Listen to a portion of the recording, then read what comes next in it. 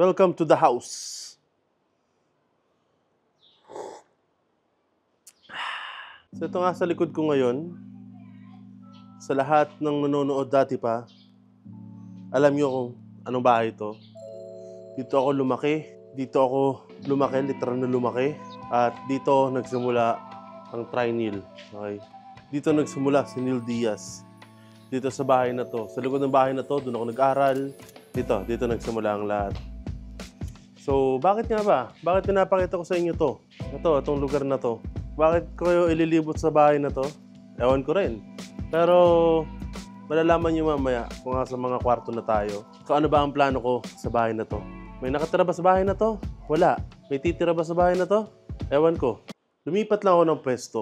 Pero sa labas pa rin ako. So bakit nga ba wala nang nakatira sa bahay na to? So dati, nakatira kami dito. Ako, papa ko, mama ko, ate ko, kuya ko, ditchi ko, buong family. Pero, alam niyo naman, pag tumatanda na at nagkakapamilya na ang isang tao, kailangan nila bumukod.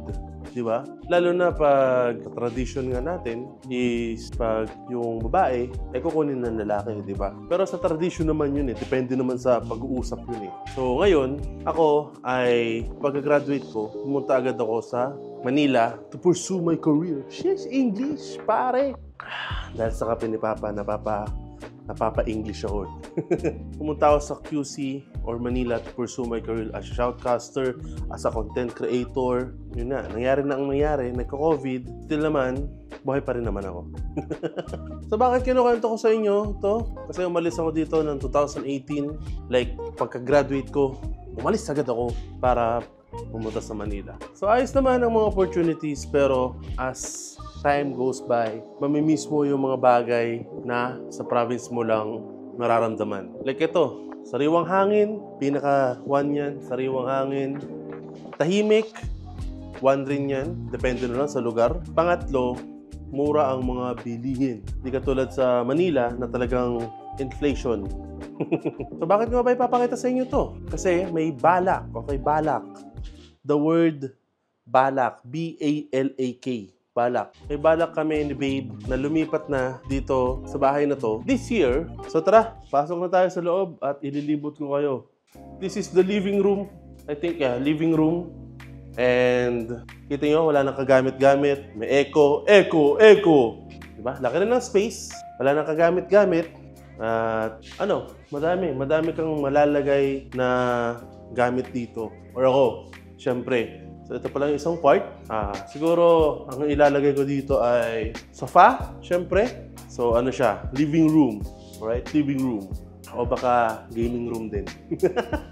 So dito naman tayo. Sa baba muna tayo. So this is the inside kitchen.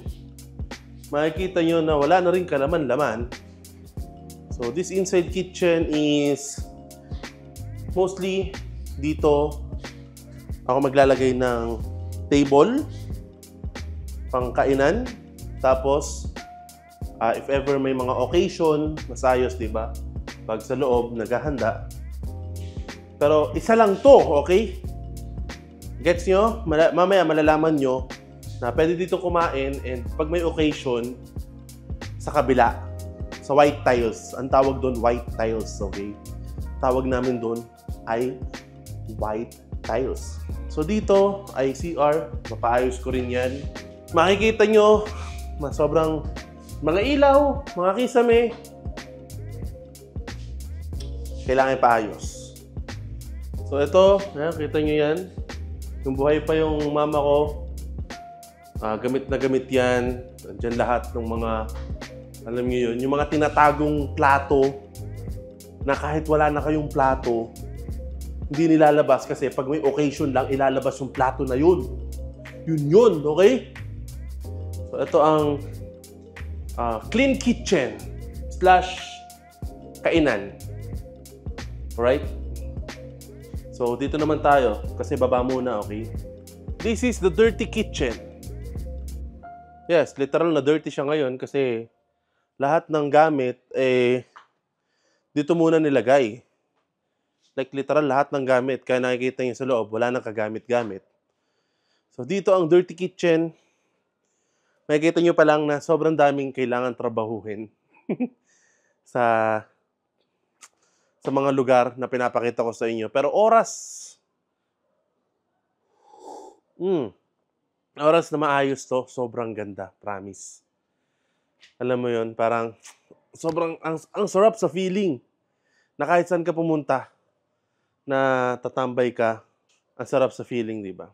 So dito naman, dirty kitchen, gusto mo presko, open siya, di ba? So dito maghahanda ng mga putahe na masasarap. Si Babe. Tutulungan ko rin, syempre. Pero dito naman tayo sa next one. OG Tri Nation. Dito ako gumawa ng adobong hotdog. Dito mismo. Dito. Okay? Dito ako gumawa.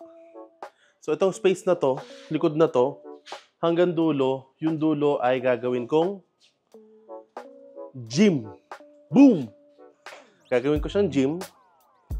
At lalagyan ko lang siya ng, alam niyo yun,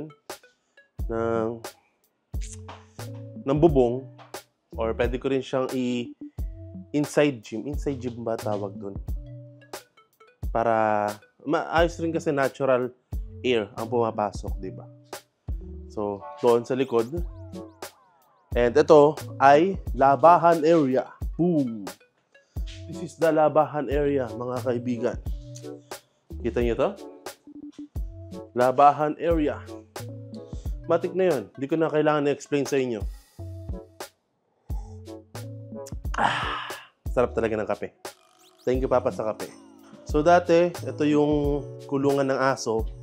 Eh, yung ate ko kasi, di ba, nagre-rescue siya. And, thankfully, ay nakagawa siya ng shelter and nilipat na yung mga aso doon. So, free na to. Free na yung space na to. So, dito ko ilalagay yung mga gym equipment. And, siguro, ito kasi yung inside kitchen eh. So, dito yung gym equipment. Hanggang dyan siguro, sa baba. Pero papa-estimate pa natin. Kasi, pag nagkapera, syempre, saka ako papagawa, di ba? Malaki na to.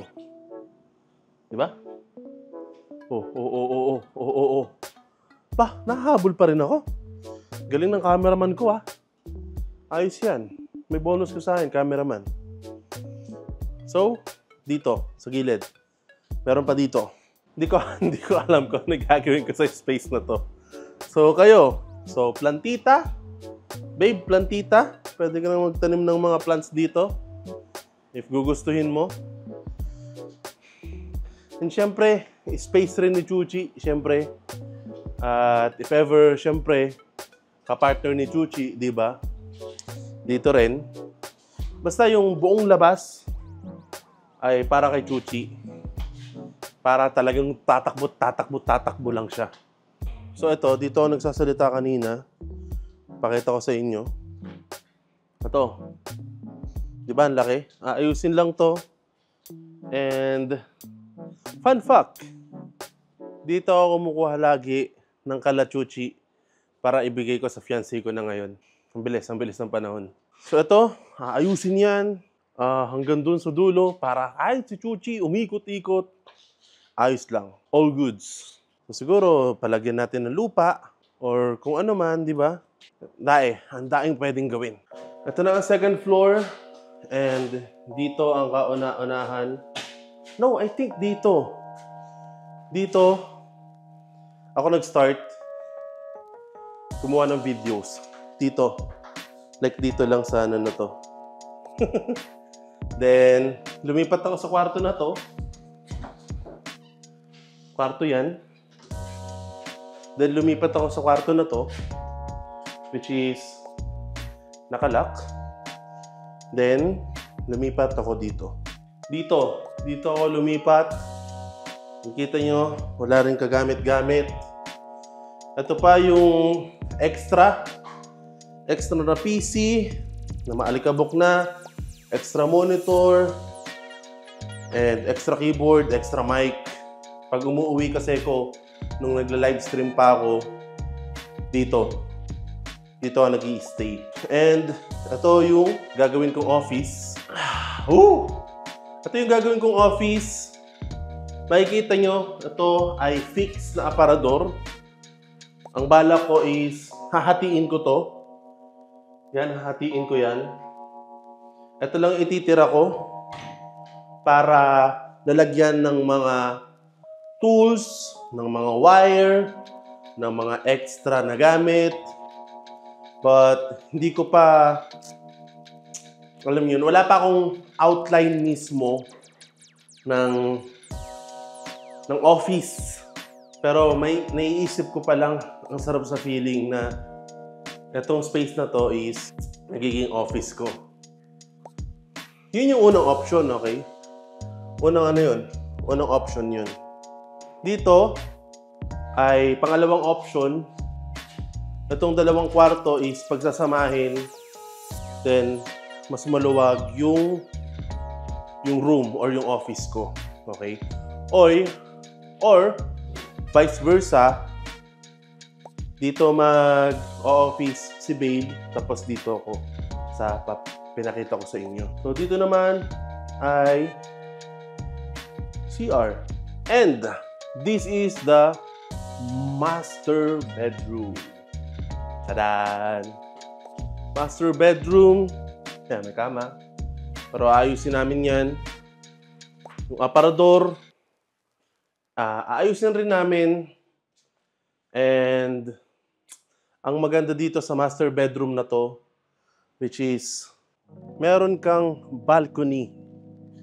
Yes, sir. Meron tayong balcony dito na makikita mo ang kapitbahay mo dito. Presko ang hangin. Makikita mo ang kapitbahay mo dito. Presko ang hangin. And makikita mo yung office dito sa kabila. So, pag nakalock, tatawagin lang ako ni Babe dito kung may kailangan siya. Kasi baka nagre-record ako nun. Or vice versa kasi yun eh. Ang daing pwedeng gawin sa kwarto na to, sa kwarto na pinakita ko kanina. Pwedeng gawing kwarto. If nag-settle down na, syempre, di ba? And dito, ang sarap sa feeling. May ganito kang space para uminom ng kape sa umaga. At tignan, etong pader na to. Etong pader sa harapan. sarap titigan. Joking aside, yung hangin naman is dumadaan pa rin. Magkakape ka sa umaga. Ay, aray ko. Magkakape ka sa umaga. Iisipin mo kung ano mga pwede mong gawin, ano mga dapat mong gawin to start your day, di ba? Pag ayaw mo naman doon, sabihin mo, ang sarap mabuhay. Pwedeng lagyan ng tent, di ba? Tuwing gabi, dito kami ni Babe, uusap kami ng mga bagay-bagay, di ba? Tapos papasok na kami sa master bedroom. Ang maganda dito ay open. Then yung sinabi ko nga, meron ding balcony dito sa isa pang room. Yun ang sineshare ko sa inyo ngayon. The plan, okay? The plan. Ang plano sa bahay na to.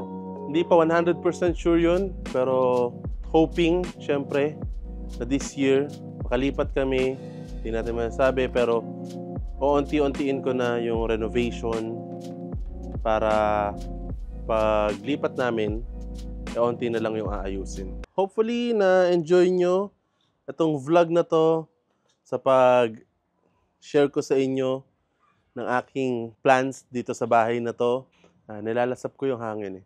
Hope you enjoy this vlog and kita-kits sa next video.